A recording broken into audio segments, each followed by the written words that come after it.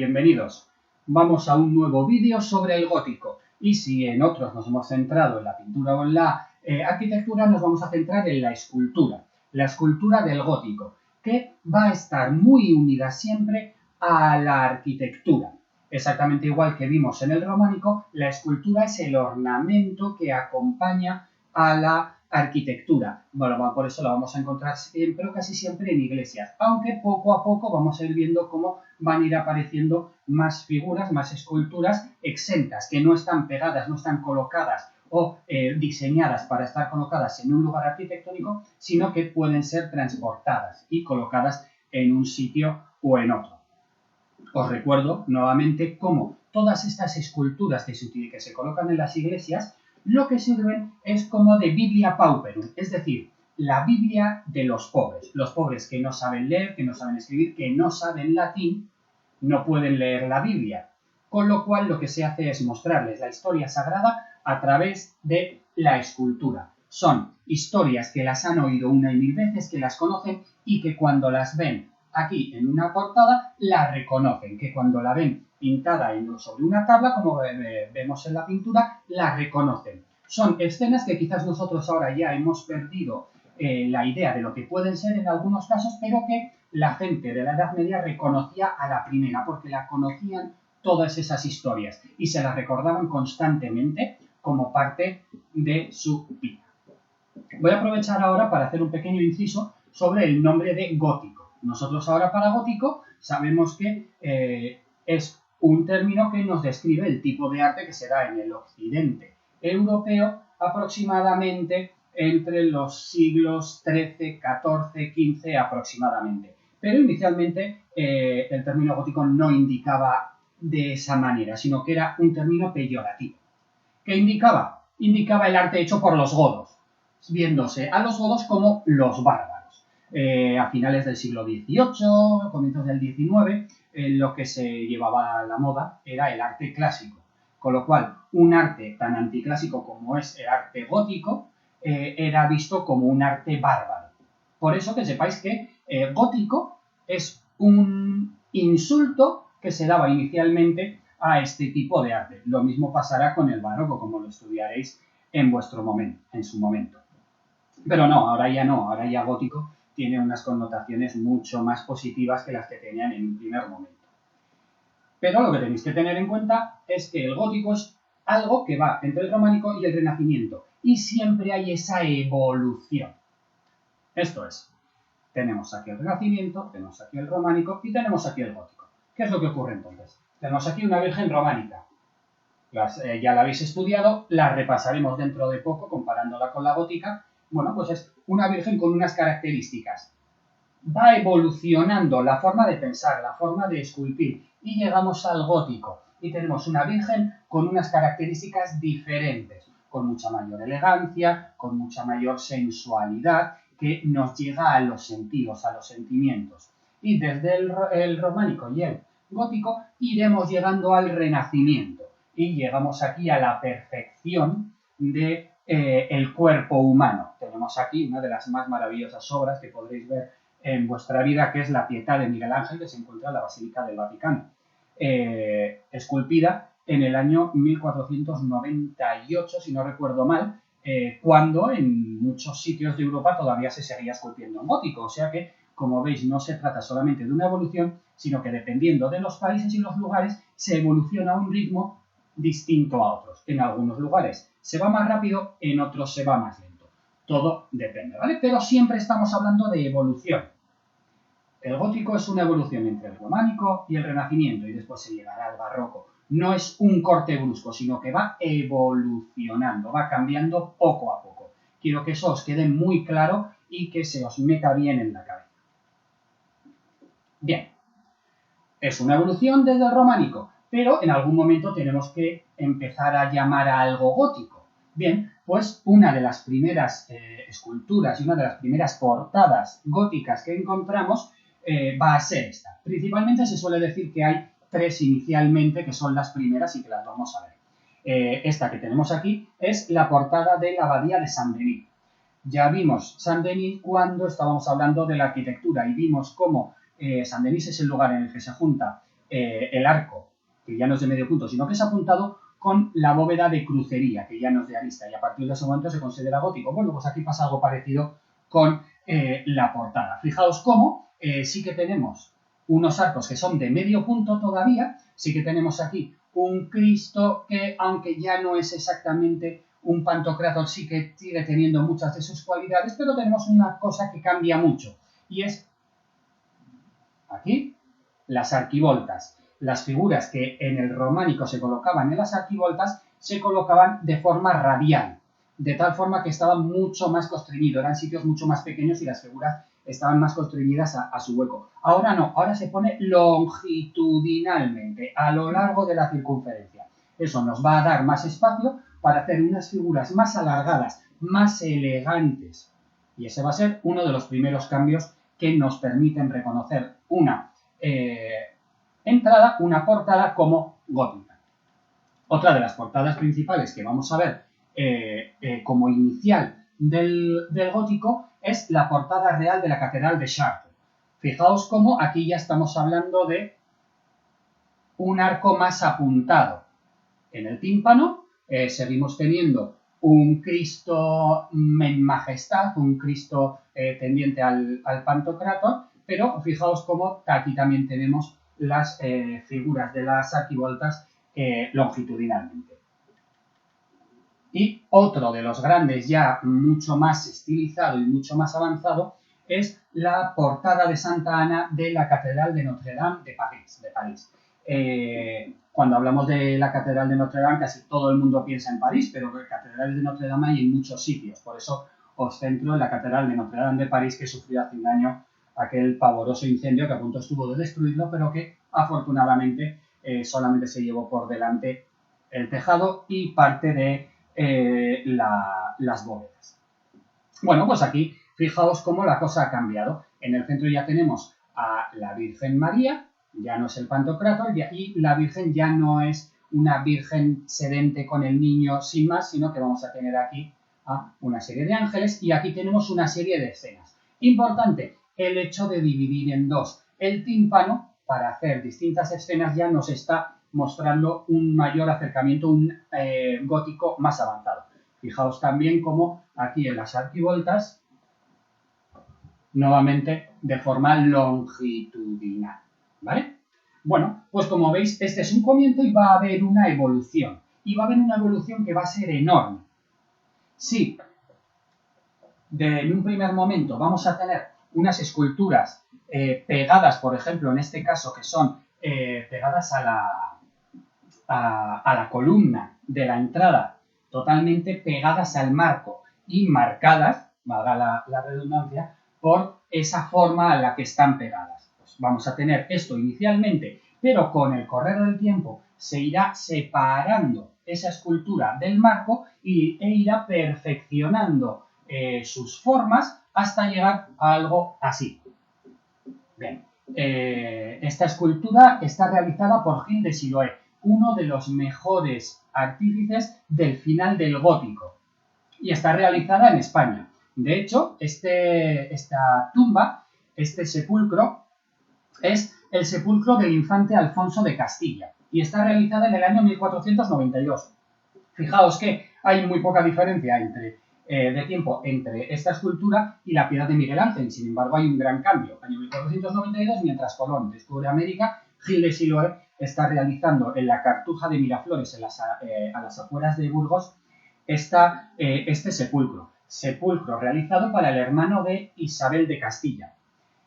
Este hermano de Isabel de Castilla, este infante Alfonso, fue nombrado rey, fue coronado rey en una ceremonia llamada la Farsa de Ávila, y se le llama la Farsa de Ávila porque en realidad ya había otro rey que era el hermano mayor de Isabel y de Alfonso, pero le nombraron a él rey y durante 3 años, desde los 11 hasta los 14 años, estuvo disputando la corona con su hermano. A los 14 años muere el infante de Castilla, quizás de unas fiebres, quizás envenenado, de estas cosas de la historia que no se sabe realmente lo que fue, pero muere. Años después, su hermana, la ya reina Isabel de Castilla, Isabel la Católica, que luego que se casaría con Fernando el Católico de Aragón, le hace esta maravillosa, impresionante escultura en alabastro con una forma de realizar las calidades, es decir, de mostrar de qué está hecha cada cosa, que es algo impresionante. Si vais a Burgos, pasaos por la Cartuja de Miraflores, porque no solamente está este sepulcro, sino que justamente al lado, muy grande, delante, está el sepulcro de los padres, tanto de Alfonso como de Isabel de Castilla, que son también realizados por Gil de Siloé, una maravilla. Curiosamente, el hijo de Gil de Siloé, que será Diego de Siloé, ya no se considera gótico, sino de pleno Renacimiento, y elaborará algunas de las grandes obras del Renacimiento español,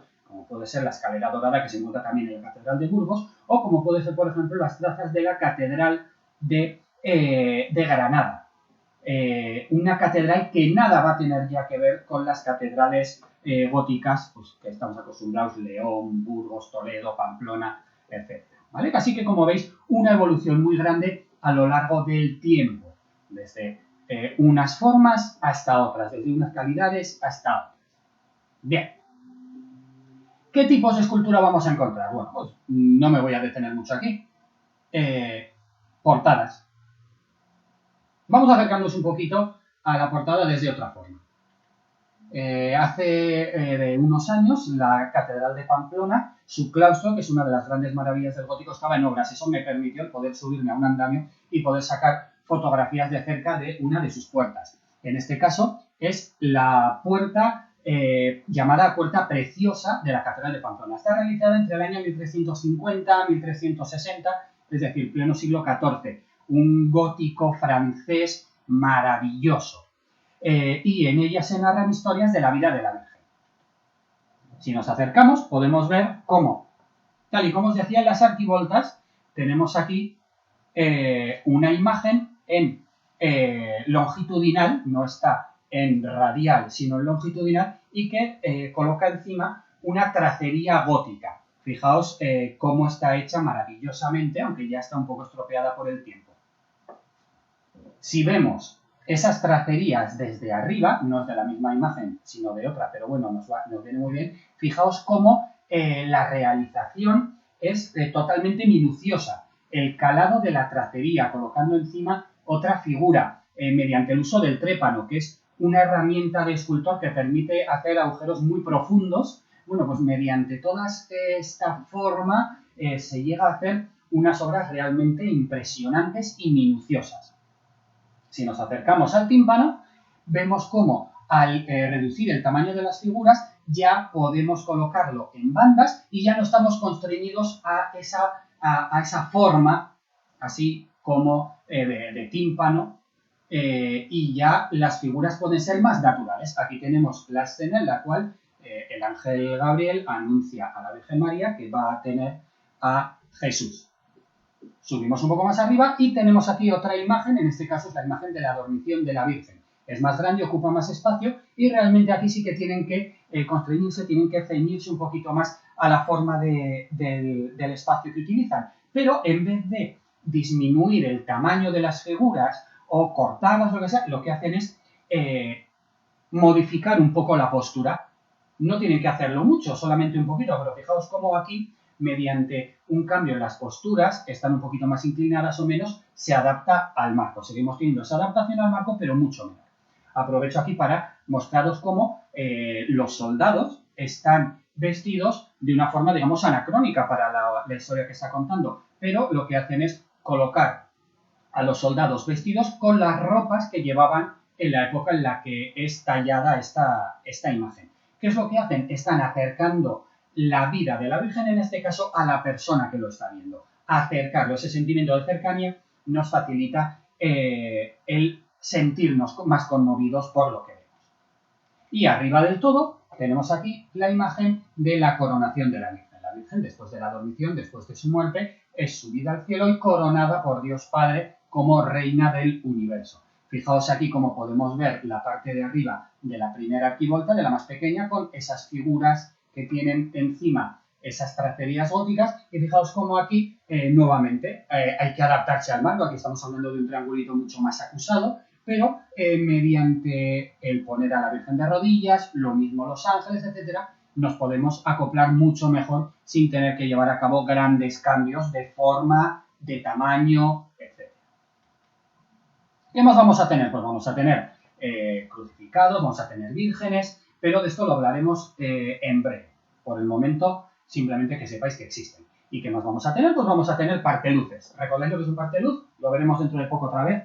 Es una columna que ayuda a sujetar el dintel de una puerta. Cuando una puerta es muy grande, se coloca en el medio una columna que sujeta la piedra que hace de techo, digamos, de la puerta, de tal manera que nos la divide en dos. Bueno, pues en estos parteluces lo que se hace es colocar estatuas. Pueden ser estatuas de la Virgen, como por ejemplo en la puerta del amparo de la Catedral de Pamplona. Nuevamente es la puerta que da acceso desde la catedral al claustro y es una maravilla. Además guarda muy bien parte de la policromía. Puede ser un obispo, por ejemplo, en la portada del Sarmental de la Catedral de Burgos tenemos una figura del obispo Mauricio, que es el obispo que pagó el inicio de las obras. O como en este caso, que es la Catedral de Amiens, tenemos aquí la imagen de Cristo bendiciendo. Un Cristo que es conocido como el Beau Dieu, el Dios bello, porque ya no es ese Dios pantocrado, sino que es un Dios real y realmente un guapote. ¿Qué más tenemos? Pues vamos a tener figuras junto a las columnas. Ya no solo son la columna tallada, ahora están pegadas a ellas. Y me viene muy bien esta imagen de esta catedral francesa para hablaros de los diferentes talleres. Había muchos talleres de distintas calidades. Entonces, fijaos cómo hay una gran diferencia entre este grupo de aquí y este grupo de aquí. Curiosamente, este de aquí es ligeramente posterior a este. Pero bueno, podemos ver cómo aquí tenemos a la Virgen y un ángel. Nuevamente tenemos la escena en que la anunciación, o sea, el ángel se aparece a María y le habla y le anuncia su próximo embarazo. Fijaos en los ropajes, muy bien hechos, fijaos en las caras, bien, aunque quizás la cara del ángel sea como demasiado redondeada, pero justo después tenemos la escena de la visitación. Cuando a María le anuncia al ángel que se va a tener a Jesús, también le anuncia que su prima su prima Isabel está embarazada. Entonces María coge y va a visitar a su prima y le saluda. Ese es el momento de la visitación. Fijaos qué diferencia, fijaos los ropajes que tenemos aquí. Unos ropajes totalmente griegos. Parece ser que quizás el autor de esto estuvo en contacto con algo de la escultura griega, porque realmente pues, es un recuerdo a Fidias, a esos paños mojados que estudiamos cuando veíamos el clasicismo. Fijaos en los rostros, mucho más reales, fijaos en el rostro de Isabel. Así que, como veis, esculturas hechas casi al mismo tiempo también van a tener grandes diferencias estilísticas, lo que significa que la evolución no se da solamente en el tiempo, sino que también dependiendo de la pericia y conocimientos de los escultores. Una última cuestión de esta parte. La escultura gótica estaba policromada, estaba pintada. Aquí tenemos la portada de Santa María la Real de Olite, en Navarra. Una portada que recientemente ha sido restaurada. No me voy a meter en el mamotredo que le pusieron delante para taparla. Si busquéis información sobre él podéis tomar vuestras propias ideas y vuestras propias opiniones. Aquí solamente me voy a centrar en cómo se ha recuperado esa pintura. Podéis ver una pintura muy suave, pero que inicialmente era mucho más fuerte. Una escultura pintada es mucho más fácil de ver que cuando no está pintada. Nos fijamos aquí cómo tenemos aquí este pedacito y aquí tenemos la imagen de cerca, cómo se ha ido recuperando esa policromía. Fijaos el rostro, cómo está pintado y cómo nos permite ver mucho mejor esa cara.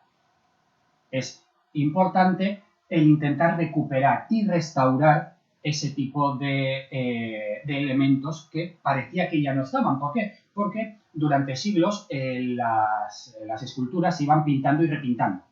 Cuando la pintura inicial se iba perdiendo, se iba estropeando, se le repintaba. llegados al siglo XIX hubo un movimiento de recuperar lo que ellos consideraban que era lo original, que era la piedra sin pintura. Al grito de recuperemos la piedra, limpiemos la piedra, se retiró de una gran cantidad de obras las capas y capas que habían recibido de pintura a lo largo de los siglos, perdiendo una información y perdiendo un acercamiento a cómo era realmente. Bueno, pues aquí tenemos cómo actualmente estamos intentando recuperar esas policromías, pero sin inventarlas. Lo fácil habría sido decir, bueno, vamos a pintarlo como creemos que podría ser y ya está. No, vamos a intentar recuperar lo que realmente era sin inventarlo.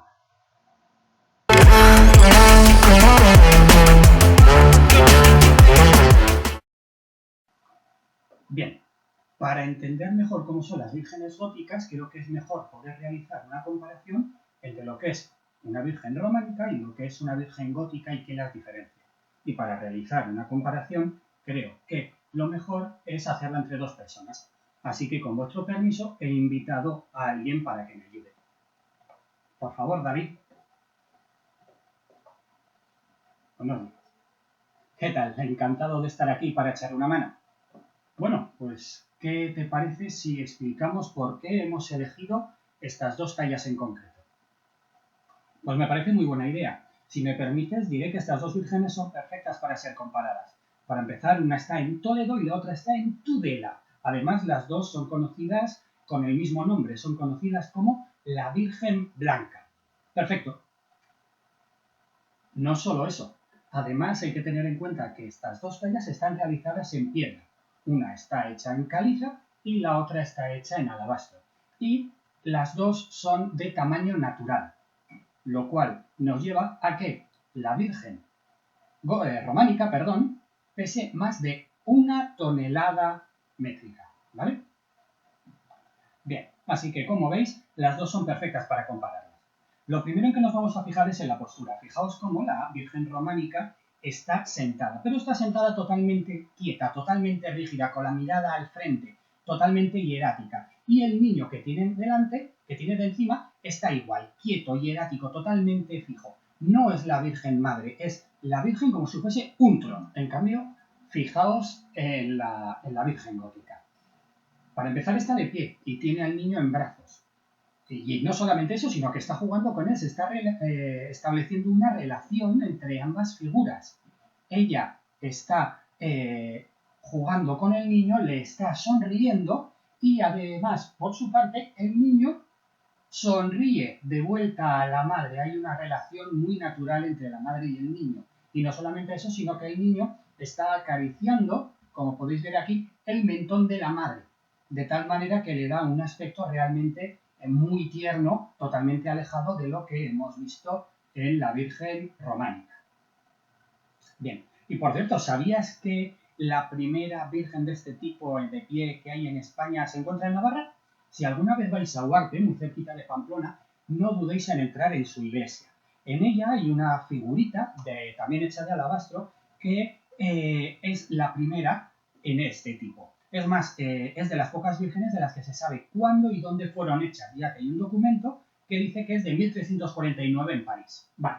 Fijaos también en que la Virgen gótica, en su postura, presenta un ligero contraposto. ¿Recordáis lo que es el contraposto? Lo vimos cuando estábamos estudiando el arte clásico.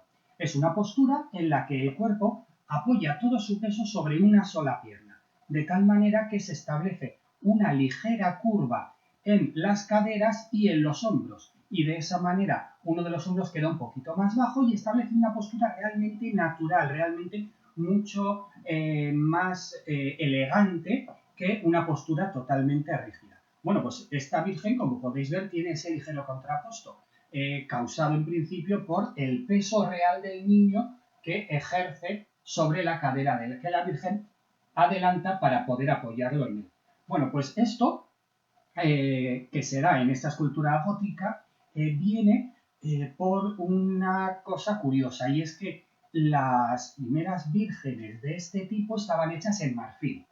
El marfil se sacaba de los colmillos de los elefantes, y los colmillos de los elefantes tienen una curva, de tal manera que cuando fabricaban, cuando tallaban, cuando esculpían las figuras en ese marfil tenían que acoplarse a esa curvatura, de tal manera que lo que tenían que hacer era hacer ese pequeño giro en las caderas para poder adaptarse bien a lo que era el colmillo del animal. Bien, vamos a centrarnos ahora en la cara, ¿vale?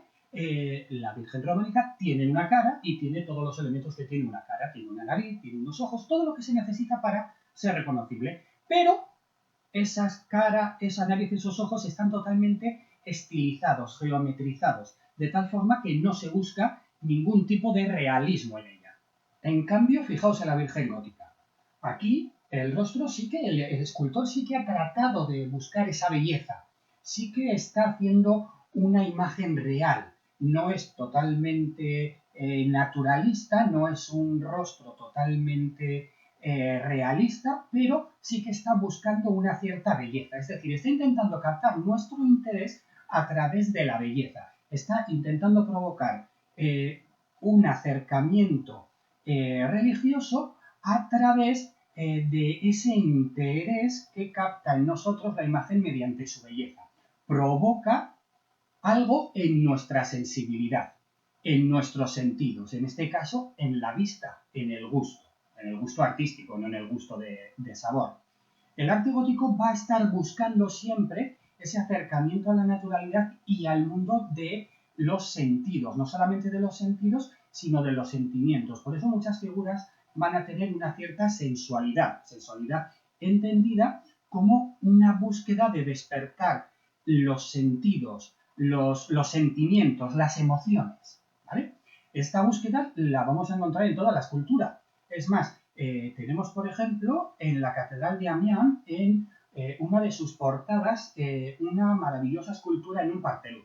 Si recordáis, un parteluz es una columna que se coloca en medio de una puerta, en medio de la luz de una puerta, para sujetar el dintel, de tal manera que ayuda a la sujeción de la misma. Esto lo que hace es dividir la puerta en dos. Bueno, pues en esas columnas se solían colocar estatuas. En este caso, la estatua del Parteluz de la Catedral de Amiens se sitúa un Cristo bendiciendo.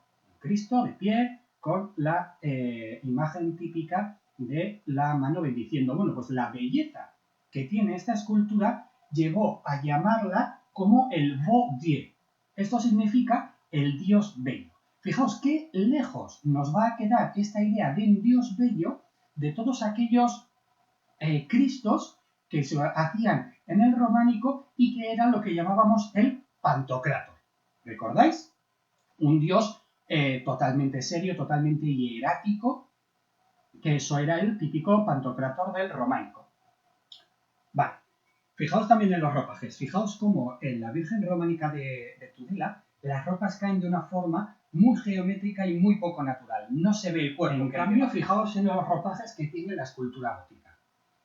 Fijaos cómo a través de la caída natural se llega a ver realmente que aquí tenemos esta curva porque tiene la pierna. Y la pierna hace que se doble la ropa, que la ropa adopte una forma específica. ¿Vale? Esto no lo encontramos en el románico, pero sí en el gótico. ¿Vale? Todos los ropajes nos van a mostrar lo que hay debajo, porque lo que van a hacer es adaptarse a esos miembros que estarían debajo.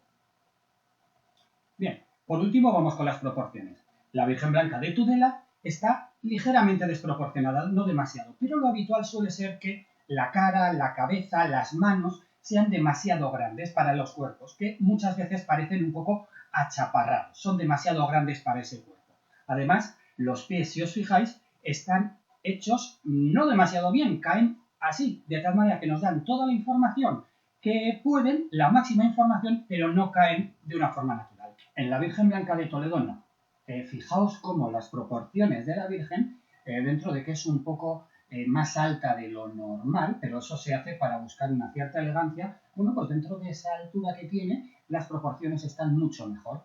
La cabeza, las manos, todo busca una naturalidad, un cierto realismo, un apego al natural, a lo que sería una persona real. No nos están mostrando una idea de una virgen y un niño, sino que nos están mostrando una virgen y un niño reales. El niño es realmente un niño con un tamaño típico de un niño, con unas proporciones típicas de un niño, y las manos, la cabeza, los pies, toda la Virgen en sí se corresponde a las medidas y proporciones que debe tener una talla con esas medidas.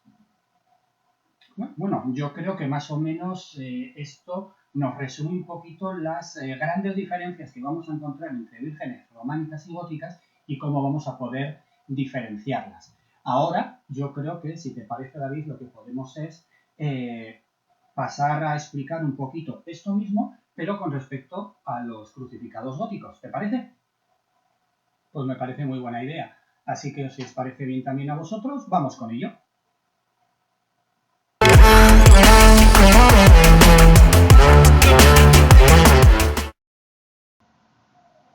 Bueno, pues como decíamos, vamos a centrarnos ahora en los crucificados, las diferencias que hay entre un crucificado románico y otro gótico. Y para ello lo que hemos hecho ha sido buscar dos tallas que sean muy diferentes entre sí y que nos permita comprobar mejor esas diferencias. Exacto. El crucificado románico que tenemos aquí se denomina Maestat Batlló y toma ese nombre por un rico burgués barcelonés llamado precisamente Batlló, al cual estudiaréis en su momento bastante cuando veis a Gaudí y el modernismo. La talla del siglo XII parece ser que fue realizada en el Pirineo catalán y actualmente está en el Museo Nacional de Arte de Cataluña, que se encuentra en la ciudad de Barcelona. El Cristo gótico que tenéis aquí, en cambio, lo podemos encontrar mucho más cerca, ya que se encuentra en Navarra, igual que la Virgen que habíamos visto antes. En concreto, se encuentra en una pequeña iglesia llamada Iglesia de la Virgen de Les Horts o de los Huertos, que se encuentra en la localidad de Puente la Reina. Puente la Reina fue una localidad muy importante que tuvo mucha importancia durante la Edad Media y creció mucho, ya que en el puente del que toma su nombre, Puente de la Reina, confluían las dos ramas del Camino de Santiago que llegaban desde Francia y a partir de ese momento caminaban juntas hasta llegar a Santiago de Compostela. Esto hará que en ese punto crezca mucho, florezca mucho la ciudad de Puente la Reina. Bueno, pues en esa ciudad se construye en época del románico una iglesia por los templarios. En ella, posteriormente, se hace una pequeña ampliación y en esa ampliación es en la que encontramos este Cristo del siglo XIV, que como veis es muy diferente a lo que suele ser habitual en los Cristos por la forma de la cruz.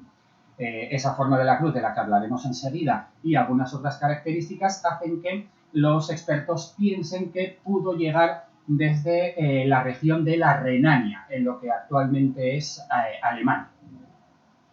Lo primero en lo que nos podemos fijar en este Cristo es en la postura. Fijaos cómo no es un Cristo que esté clavado en la cruz de una forma natural, sino que parece que simplemente está colocado delante. No está colgando de la cruz un peso real, sino que es Dios colocado delante del instrumento que es la cruz. Es una postura muy poco natural, pero es la que vamos a encontrar casi siempre en el románico. No es como si estuviese clavado, solamente está colocado delante. En el gótico, en cambio, veremos cómo va a cambiar. En cambio, el Cristo de Puente de la Reina sí que cuelga de los clavos. No es un Cristo colocado delante de la cruz, sino que realmente nos representan una figura humana que está colgando de los clavos que le atraviesan las manos y ayudado por los clavos que le sujetan los pies.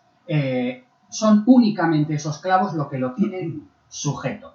Esto es una nueva muestra de ese naturalismo, de esa búsqueda del realismo, de la realidad que encontramos en el gótico. Hasta ahora lo que nos mostraban era a Dios delante de la cruz. Ahora no, ahora es un hombre sufriente, un hombre que está muriendo en un terrible sufrimiento. Bueno, pues por eso se le va a representar de esta forma, porque nos muestra al Hijo de Dios sufriendo por nuestros pecados. Fijaos también, como decíamos antes, en la forma de la cruz. No es la típica cruz que tiene un travesaño en vertical y otro más pequeño en horizontal, sino que esta cruz, este crucificado, está con la forma de lo que se denomina de pata de oca, en el cual tenemos un travesaño en vertical, igual que siempre, pero desde el centro surgen otros dos travesaños en diagonal, a los cuales está clavado Cristo a las manos de Cristo. Bueno, pues esto no es típico de la región del Reino de Navarra, tampoco de los reinos cercanos, ni siquiera en Castilla, en Aragón, tampoco en Francia, pero sí que es más típico de la zona del este de Europa, en concreto de la zona renana de la actual Alemania. Entonces, por esa es la razón por la que se sabe desde dónde ha llegado este Cristo. Que sepáis que en las cercanías no tenemos otro Cristo de este tipo y solamente en España creo recordar que hay otro Cristo similar que se encuentra en la provincia de Palencia, en una pequeña iglesia en la ciudad de Carrión de los Condes, en pleno camino de Santiago, nuevamente. Bien, vamos ahora con los ropajes. Fijaos cómo en la Maestad Batlló Cristo aparece cubierto por una larga túnica que le cubre todo el cuerpo. Bien, esto es algo bastante típico en el románico, ¿vale?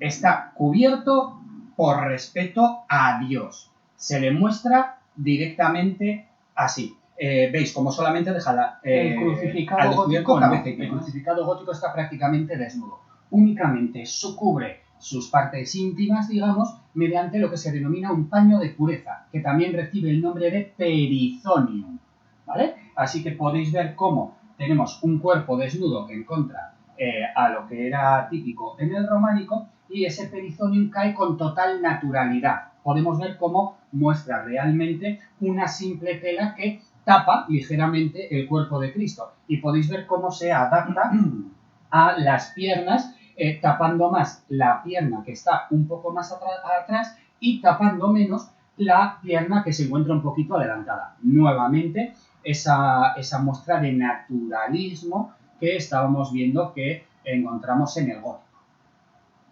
Bien, el hecho de que el cuerpo aquí esté tapado no nos deja ver nada de Cristo. Solamente podemos ver cabeza, manos y los pies, pero no los vemos porque desaparecieron a lo largo de la historia en algún momento. No tenemos rastro de sangre, no tenemos rastro de dolor ni de heridas, salvo las que han dejado los clavos, pero que están simplemente marcadas, no están puestas como una muestra de dolor. En el Cristo de Puente la Reina, en cambio, vais a ver cómo va a ocurrir justo lo contrario, ¿verdad, David?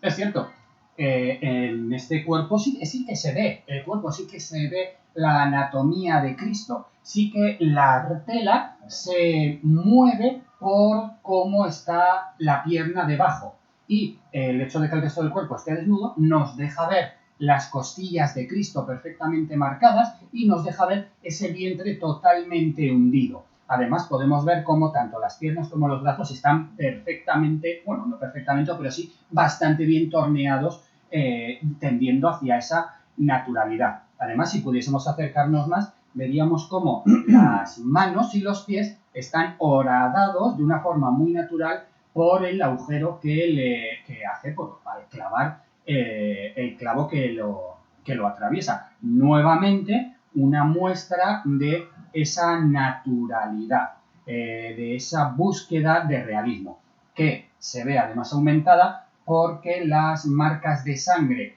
que emanaría de las heridas aquí sí que están presentes, no en el románico, pero en el gótico sí que van a estar muy presentes. Si nos centramos ahora en la cabeza y el rostro del Cristo de la Maestad Batlló, vemos que es un Cristo que está vivo y que no sufre, es un Cristo que no muestra ningún tipo de emoción ni sentimiento. Es un Cristo Dios, es un Cristo en majestad. Fijaos que ni siquiera lleva corona de espinas. Es más, muchas veces se les representa con una corona para mostrar realmente esa majestad, que es un Dios. No es un hombre sufriente, es un Dios, os repito. Es muy importante que tengáis esto en cuenta. El crucificado románico no representa a un hombre, sino que está representando a Dios, delante de la cruz, representado como un hombre, pero no como un hombre sufriendo la cruz. Todo lo contrario que el crucificado gótico.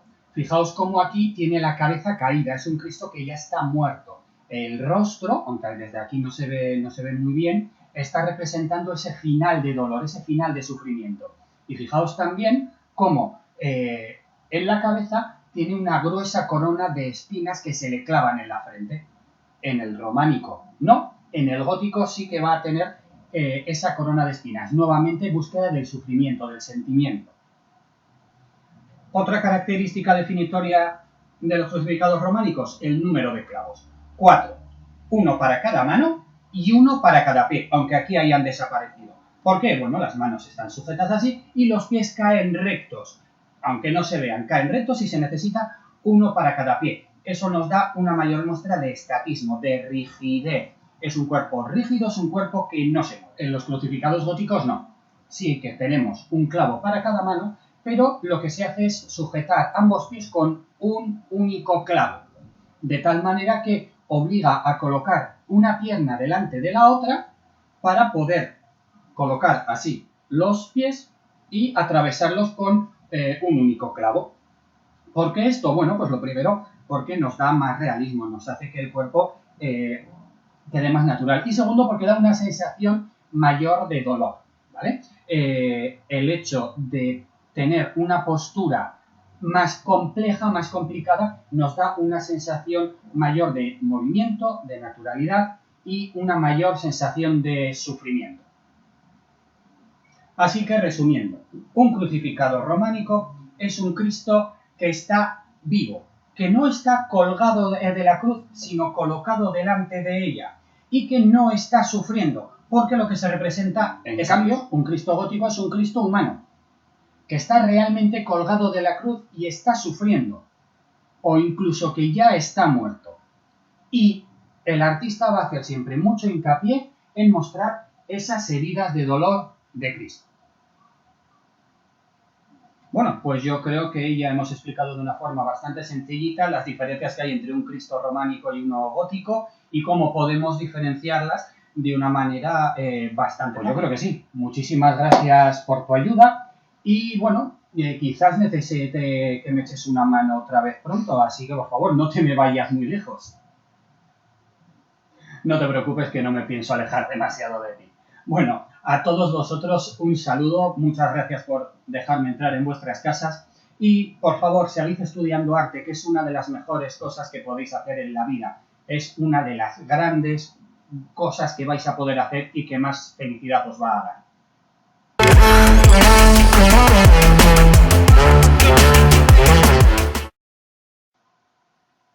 Bien, bueno, una vez vistas ya las comparaciones entre vírgenes con el niño, entre crucificados, vamos a hablar de un personaje que está considerado como esa bisagra, un poquito esa unión entre el gótico y el renacimiento. Estoy hablando de Klaus Schluter, un personaje que vive en la Borgoña francesa, trabaja para otro gran personaje que es Felipe el Atrevido y que elabora una serie de esculturas que, aunque se pueden considerar todavía góticas, son realmente impresionantes. La mayor parte de ellas las podemos encontrar en la Cartuja de Champmort. Nuevamente os recomiendo que vayáis a visitarla porque realmente te quedas impresionado con lo que ves. Fijaos la diferencia que hay entre estas esculturas y las góticas que hemos visto. Los personajes son mucho más corpóreos, tienen más cuerpo, son más reales y los ropajes mejor ni hablar de ellos. Es una maravilla cómo tenemos todas estas curvas y contracurvas, estos pliegues totalmente realistas de los ropajes que llevan las figuras. Esto es la entrada. Otra de las grandes obras de Klaus Schluter es el llamado Pozo de Moisés. Bien, se le llama Pozo de Moisés, pero en realidad no era un pozo, simplemente era una peana encima de la cual estaba colocada una gran cruz. Y se llama Pozo de Moisés porque, bueno, pues aquí podéis ver a Moisés con sus tablas y su barba tan marcada. Es una de las figuras más hermosas y por eso se le conoció así. Fijaos nuevamente en cómo están elaboradas las formas, el realismo, el movimiento. Los rostros ya no son simplemente una cara, sino que son casi retratos. Y las figuras están en movimiento, tienen una tensión, tienen una vida. Son rotundos, robustos, con rostros diferentes. Estamos hablando aquí de finales del siglo XIV. O sea que ya fijaos cómo es una pasada. Es realmente impresionante. Otra de las grandes obras de este personaje de Klaus Schluter es la tumba de Felipe el Atrevido. Y enseguida veréis por qué me refiero a este féretro. Fijaos cómo juega con los colores utilizando, por un lado, el mármol, el alabastro blancos y por otro lado el mármol negro, jugando con los colores. Fijaos cómo también se ve que estaba por lo menos parcialmente policromado. Los ángeles se ven muy bien.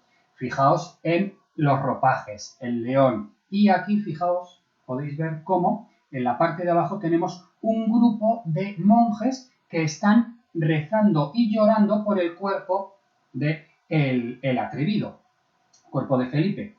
Vale, esta de aquí está en la cartuja de Champmol, nuevamente, y recordad, fidelidad, los orantes y plorantes, porque están también llorando, y la diferencia de colores. Y ahora tenemos esto de aquí.